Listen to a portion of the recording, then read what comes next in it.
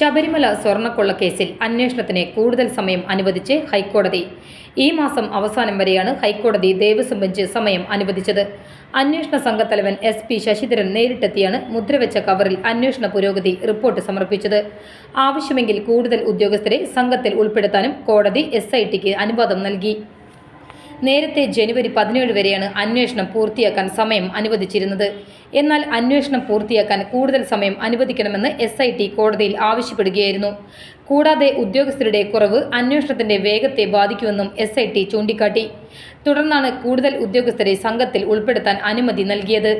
ഇതുവരെയുള്ള അന്വേഷണത്തിന്റെ പുരോഗതി SP ശശിധരൻ കോടതിയിൽ വിശദീകരിച്ചു. കേസ് ഡിസംബർ 3 പരിഗണിച്ചപ്പോൾ മുൻ ദേവസ്വം ബോർഡ് പ്രസിഡന്റ് A. പത്മകുമാറിന്റെ അറസ്റ്റിന് ശേഷം അന്വേഷണം മന്ദഗതിയിലായതിനെ രൂക്ഷമായി വിമർശിച്ചിരുന്നു. തുടർന്നാണ് ദേവസ്വം ബോർഡ് മുൻ അംഗം വിജയകുമാറിനെ അറസ്റ്റ് ചെയ്യുന്നത്.